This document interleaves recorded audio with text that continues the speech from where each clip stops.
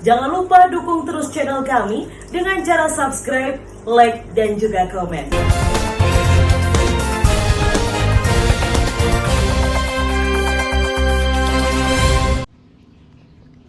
Tahun ini, Bupati Nganjuk Marhen Jumadi menggratiskan pajak bea perolehan hak atas tanah dan bangunan atau BPHTB senilai 5% bagi sebanyak 5.000 lebih pemohon sertifikat PTSL di Nganjuk.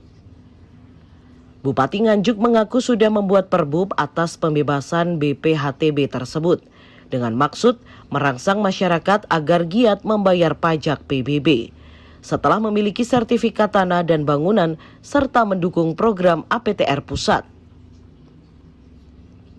Marhen meyakini dengan gratis di awal Pemda memang rugi dari pendapatan pajak, namun ke depan akan bisa menambah pendapatan PBB lebih banyak. Dengan banyaknya masyarakat yang sudah memiliki sertifikat, berarti akan banyak warga yang membayar PBB. Terima kasih. Assalamualaikum warahmatullahi wabarakatuh. Waalaikumsalam. Untuk BPHTB itu khusus untuk PTSL ya Mas. Jadi bukan semuanya. Tapi jangan keliru nanti nyatet nanti keseluruhan dari BPHTB enggak. Untuk pengurusan pertama PTSL itu yang gratis. Sehingga ini untuk juga mendukung program dari BPN ATR pusat. Di beberapa kabupaten juga begitu sama, digratiskan untuk BPHTB-nya.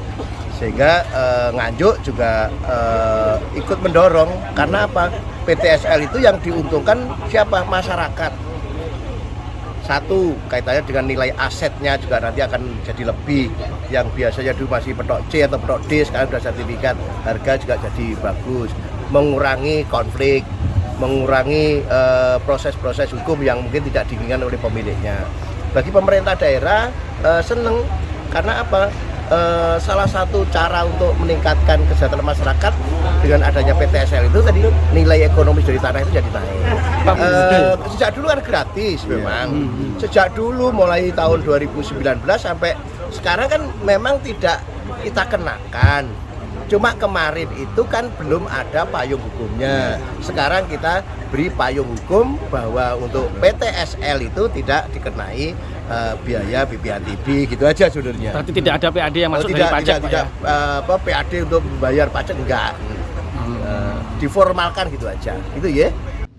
Tahun ini ada sebanyak 5.000 lebih pemohon sertifikat PTSL yang seharusnya membayar pajak BPHTB ke Pemkab Nganjuk sebagai pajak terhutang.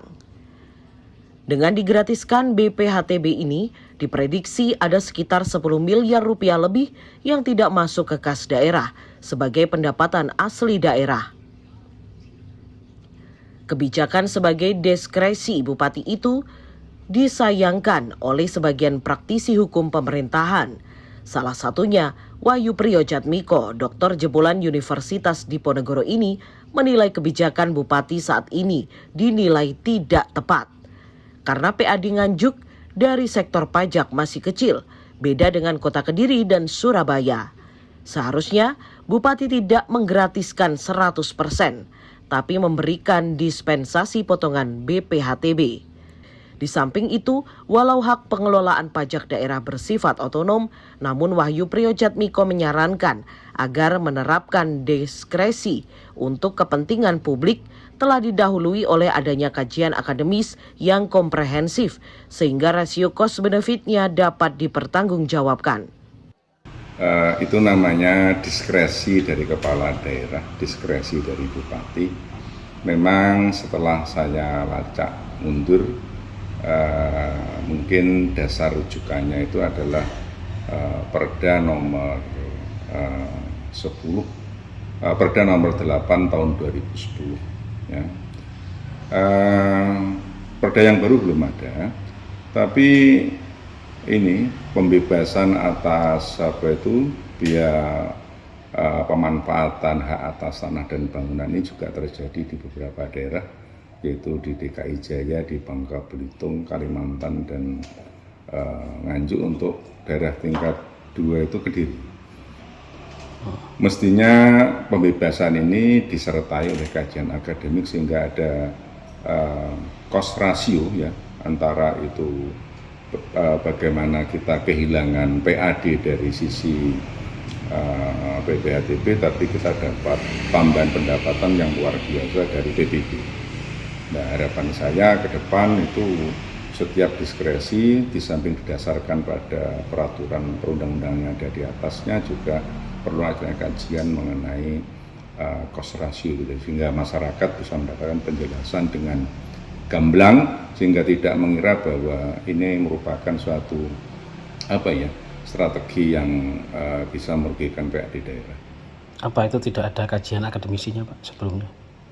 Sepengetahuan saya ini belum ada, tapi saya yakin niatnya Bupati ini adalah merangsang masyarakat untuk mendaftarkan tanahnya, karena ada 13 peralihan hak itu dan 6 alas hak yang bisa di-cover oleh undang-undang oleh Perda 8 tahun 2010 itu.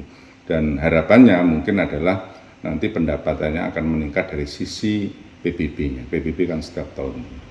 Kalau tidak ada kajian akademisinya, apa Perbup itu dinyatakan batal hukum, Pak? Sebenarnya tidak ya. Jadi ada asas kalau tidak dilarang itu diperbolehkan asas hukumnya. Jadi nullum delictum nulla puna sine praevea lege punali. Tapi ya selayaknya itu dilakukan suatu kajian akademik sehingga akan memberikan satu gambaran komprehensif kepada masyarakat Nganjuk. Bupati ini dinyatakan patut enggak, Pak, ya, menggratiskan sementara PAD Nganjuk sangat kecil ini, Pak? Ya, saya pikir kalau itu untuk kepentingan masyarakat luas dari nanti yang memang menghasilkan PAD yang lebih besar, saya pikir juga enggak apa-apa lah, Mas. Gitu. Dari mana, Pak, sisi menggratiskan terus mendapatkan lebih besar itu dari sisi mananya, Pak? Ya, kalau PPHTB kan dipungut sekali, kalau PBB kan setiap tahun. Dan itu tadi saya sudah konfirmasi pada Bupati bahwa untuk yang pertama kali, kalau yang keduanya dia bayar. PPHTB itu kan 5%, Pak, dari penjualan NJOP-nya. Dari hal ini APBD Nganjuk ini terkurangi berapa, Pak, ya kalau itu digratiskan, Pak? Ya, saya pikir cost ratio inilah yang penting sekali sehingga tidak ada pertanyaan seperti itu.